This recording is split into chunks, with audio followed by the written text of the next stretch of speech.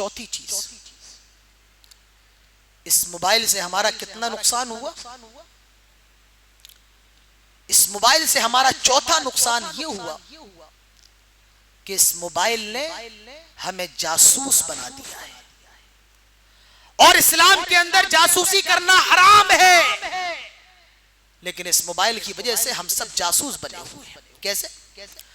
آپ مولانا عادل صاحب کے کمرے کے اندر آئے، لیکن وہ اپنے کمرے کے اندر نہیں ہے،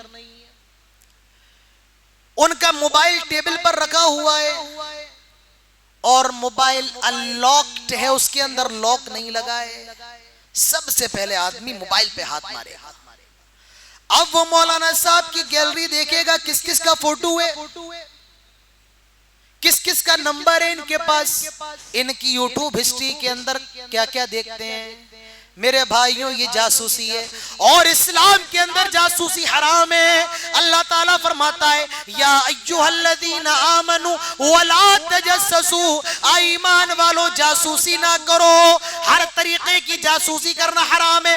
اگر موبائل رکھا تو رکھا رہنے دو، آپ کو اس بات کی اجازت نہیں ہے آپ کسی کا موبائل چیک کریں، آپ کسی کا موبائل اٹھا لیں، آپ کسی کا موبائل دیکھنے لگیں، آپ کو اس بات کی اجازت نہیں ہے۔ اور یہ مسئلہ بھی یاد رکھو، اگر آپ کسی کا موبائل چیک کر رہے ہیں اور وہ غصے میں آ کر کے آپ کو تھپڑ مار دے تو اس پر کوئی گناہ بھی نہیں ہوگا۔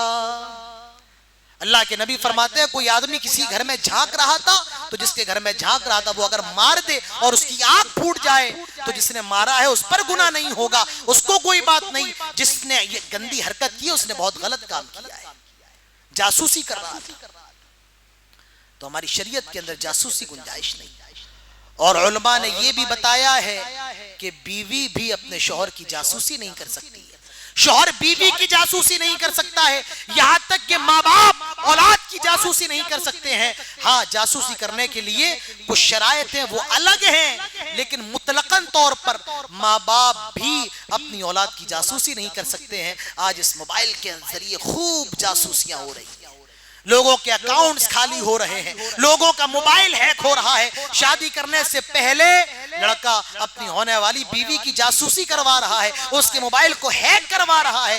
یاد رکھو، اگر کسی کے کوئی گناہ ہے، اللہ نے جب اس گناہ کو چھپایا ہوا ہے، تم کون ہوتے ہو اس کو ظاہر کرنے والے، تم کون ہوتے ہو اس پردے کو ہٹانے والے؟ تو میرے بھائیو، ہمارے دین کے اندر جاسوسی کرنا جائز نہیں، لیکن آج اس موبائل کے ذریعے بے انتہا جاسوسی ہو رہی ہے۔ اور یہ بھی یاد رکھو، کسی کی اجازت کے بغیر آپ اس کی موبائل ریکارڈنگ نہیں کر سکتے۔ آٹومیٹک ریکارڈنگ ہوتی ہے نا موبائل میں، فون آیا آٹومیٹک چالو ہے، نہیں کر سکتے ہیں آپ۔ اور اگر آپ کو کرنا ہے تو پہلے اس سے اجازت لیجئے، اگر وہ کہے اجازت ہے کر لیں آپ ریکارڈنگ، تب تو آپ کر لیجئے، اور اگر وہ کہے کہ نہیں کر سکتے ہیں آپ تو پھر آپ ریکارڈنگ نہیں کر سکتے ہیں، بغیر اجازت کسی کی ویڈیو نہیں بنا سکتے ہیں۔ ہماری شریعت نے ہر آدمی کی پرائیویسی کا خیال کیا ہے، تو اس موبائل کا یہ چوتھا نقصان ہے، وہ کیا ہے؟ اس موبائل نے جاسوس بنا دیا ہے۔ آئیے آخری نقصان پیش کر کے بات ختم کرتا ہوں، پانچواں نقصان، کیونکہ وقت بھی زیادہ ہو رہا ہے۔ اس موبائل نے آج بے حیا بنا دیا ہے، آج اس موبائل سے بے حیائی کا بازار گرم ہے۔ آج چھوٹے چھوٹے بچے بتا سکتے ہیں کہ میاں بیوی کے درمیان کون سے تعلقات قائم ہوتے ہیں۔ آج باپ بھی گندی ویڈیوز دیکھ رہا ہے، بیٹا بھی دیکھ رہا ہے۔ آج اس موبائل کے ذریعے باپ اور اولاد کے رشتے کے درمیان جو باؤنڈری تھی وہ باؤنڈری بھی ختم کر دی۔ آج اس موبائل نے بے حیا بنا دیا ہے۔ باپ کہتا ہے میری بیٹی کمرے کے اندر تنہا ہے، میری بیٹی کمرے کے اندر تنہا ہے، وہ پڑھائی کر رہی ہے۔ نہیں، تیری بیٹی تنہا تو ضرور ہے، لیکن تیری بیٹی اکیلی نہیں ہے، کوئی موبائل پر اس کے ساتھ جڑا ہوا ہے۔ یہ تو تجھے لگتا وہ کمرے میں اکیلی ہے، پڑھائی کر رہی، تنہا ہے، نہیں، کوئی نہ کوئی تو جڑا ہوا ہے۔ آج اس موبائل نے میرے بھائیوں بے حیا بنا دیا ہے۔ آج مسلمان گھروں کی لڑکیاں، برقع پہننے والی لڑکیاں، اللہ کا نام لینے والی لڑکیاں، آج ویڈیوز بنا کر کے اپنے جسم کی نمائش کر رہی ہیں اور انٹرنیٹ پر وائرل کر رہی ہیں، اور وہ بھی ویوز کی بڑی لالچی ہیں۔ انسٹاگرام پر ان کے اکاؤنٹس بنے ہوئے ہیں۔ میں غیر مسلموں کی بات نہیں بلکہ مسلمانوں کی کر رہا ہوں۔ آج ہر آدمی بے حیا آہستہ آہستہ بنتا جا رہا ہے۔ اللہ تعالیٰ ہم سب کی حفاظت فرمائے۔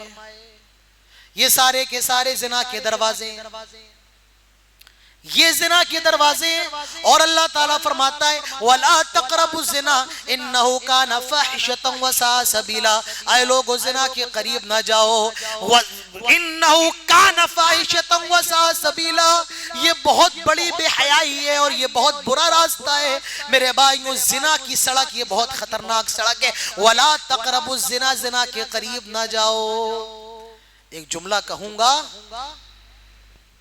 آج ایک مس کال ایک مسلمان لڑکی کو زنا کے بستر پر پہنچا رہی ہے۔ میسج آج کتنی مسلمان لڑکیاں غیر مسلم لڑکوں کے ساتھ فرار ہو رہی ہیں۔ آج آپ یہ جو واقعات دیکھ رہے ہیں موبائل آنے سے پہلے نہیں تھے، یہ موبائل کے بعد کی چیزیں ہیں، یہ واٹس ایپ کے بعد کی چیزیں ہیں، یہ انسٹاگرام کے بعد کی چیزیں ہیں۔ فرینڈ بن گئی، دوستی ہو گئی، اور پھر کسی غیر مسلم لڑکے کے ساتھ فرار۔ ارے آج 3 بچوں کی اماں اپنے شوہر کو مار رہی ہے، کس کے لیے؟ اس کا جو بوائے فرینڈ بنا ہوا ہے انسٹاگرام پر، اس کے لیے۔ کانپور کی ایک گھٹنا تھی، ایک عورت نے اپنے پتی کو زہر دے کر کے مار دیا۔ کس لیے؟ وہ 25 سال کا لڑکا تھا، اس سے موبائل پر کنیکشن چل رہا تھا اس کا۔ تو یہ واقعات ہے، اس موبائل نے زنا کے راستوں کو بہت کھول دیا ہے۔ اور کسی نے کہا تھا اگر گھر کی جوان لڑکی کے پاس موبائل ہو تو پھر اس گھر کی دیواریں اونچی کرنے کا کوئی فائدہ نہیں۔ ہم یہ نہیں کہتے کہ سب مس یوز کر رہے ہیں یا کر رہی ہیں، لیکن حقیقت یہی ہے، اور اس کا انکار نہیں کیا جا سکتا ہے کہ اس موبائل کا آج صحیح یوز کم ہو رہا ہے اور غلط یوز زیادہ ہو رہا ہے۔ تو میں کیا کہہ رہا تھا؟ وَلَا تَقْرَبُوا الزِّنَا، زنا کے قریب نہ جاؤ، إِنَّهُ كَانَ فَاحِشَةً وَسَاءَ سَبِيلًا۔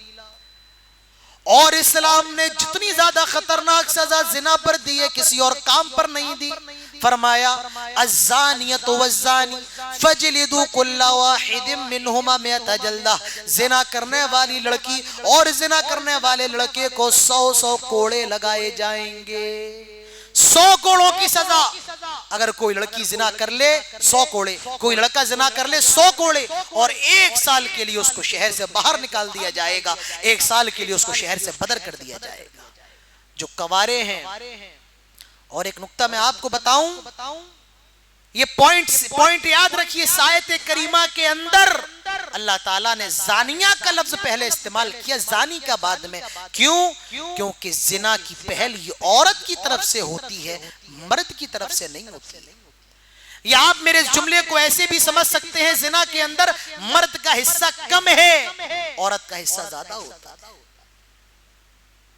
مردوں کو اٹریکٹ کرنے والی عورت، زنا کی دعوت دینے والی عورت، اور تاریخ کے اندر جتنے واقعات آپ کو ملیں گے زنا کی دعوت دینے والی عورتیں ہوتی ہیں۔ حضرت یوسف کو زنا کی دعوت دینے والی عورت،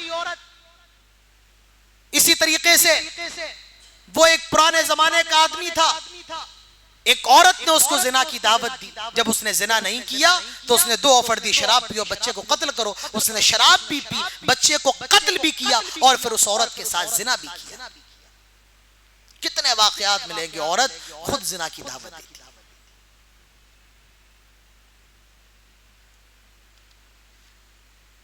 آپ بازار گئے، مٹھائی کی دکان سے آپ رسگلہ لے کر کے، رسگلے کے اندر رس ہوتا ہے، اور آپ نے رس لیا، رس کو دیوار پہ لگا دیا۔ جب رس آپ نے دیوار پہ لگایا تو مکھی آ گئی، کیونکہ مکھی مٹھائی پر آتی ہے۔ آپ نے رس دیوار پہ لگایا، مکھی آ گئی وہاں پر، اور جب مکھی آئی تو مکھی کا شکار کرنے کے لیے چھپکلی بھی آ گئی۔ چھپکلی آئی تو بلی نے چھپکلی کو دیکھا تو چھپکلی کا شکار کرنے بلی آ گئی، اور بلی کو کتے نے دیکھا تو کتا بلی کے اوپر لپکا، کتا بلی کے اوپر لپکا.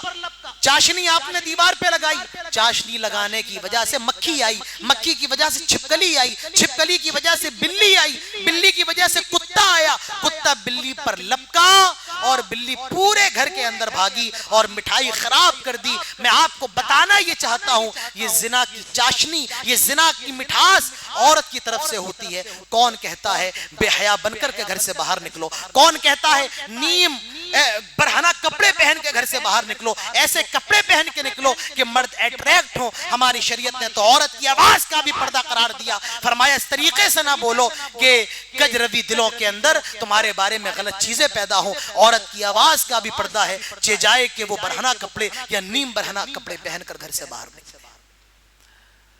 تو آج اس موبائل کے ذریعے یہ ہو رہا ہے. عالم قاریہ حافظائیں آج موبائل پر قرآن پڑھ کے ویڈیوز اپلوڈ کر رہی. علماء نے منع کیا ہے کہ عورتیں قرآن کی تلاوت غیر محرم کو سنائیں, منع کیا ہے. تو یہ منع ہے. کوئی حافظہ عورت قرآن کی تلاوت کر کے یوٹیوب پر ڈال دے اور فیس بک پر ڈال دے, انسٹاگرام پر ڈال دے. تو میرے بھائیوں, اس موبائل کی وجہ سے بے حیائی عام ہے, بے حیائی. میں اگر آپ سے پوچھ لوں, میں پوچھوں گا نہیں, لیکن اگر آپ سے پوچھ لوں ہم میں اور آپ میں کون سا ایسا شخص ہے جس کی نظروں سے کبھی گندی چیزیں نہیں گزری موبائل سے؟ شاید ایک کا بھی ہاتھ نہ اٹھے, ایک کا بھی ہاتھ نہ اٹھے. میں بھی نہیں اٹھاؤں گا ہاتھ. تو اس موبائل کے ذریعے بے حیائی اتنی عام ہے. تو یہ موبائل کے بارے میں چند چیزیں تھی. موبائل کے 5 نقصانات میں نے آپ کے سامنے رکھے. نقصانات اور بھی ہیں لیکن اب وقت مجھے اجازت نہیں دیتا ہے. اخیر میں اتنا ہی کہوں گا, موبائل ہم اپنی ضرورت بنائیں, ہم موبائل کی ضرورت نہ بن جائیں. موبائل ہمارے ہاتھوں کے نیچے رہے تب تو ٹھیک ہے. کشتی دریا کے اوپر چلتی ہے, کشتی پانی کے اوپر چلتی ہے. جب تک پانی کشتی کے نیچے ہے کشتی والے محفوظ ہیں, لیکن جب یہ پانی کشتی کے اوپر آ جائے تو پھر کشتی ڈوب جائے گی. ہم اس موبائل کو اپنے نیچے رکھیں تب تو ٹھیک ہے. اگر یہ موبائل کے ہمارے اوپر آ گیا اور یہ موبائل جنون بن جائے, نشہ بن جائے, یہ خمار بن جائے, تو پھر یہ موبائل ہمارے لیے مصیبت ہے. ہم موبائل کے ذریعے اللہ تعالیٰ سے جڑنے کی کوشش کریں, ہم موبائل کے ذریعے اللہ سے دور نہ ہوں. ہم موبائل کا استعمال رشتہ داروں سے قریب ہونے کے لیے کریں, ہم موبائل کا استعمال رشتہ داروں سے دور ہونے کے لیے نہ کریں. موبائل کا استعمال اچھی جگہ کریں. اللہ تعالی ہم سب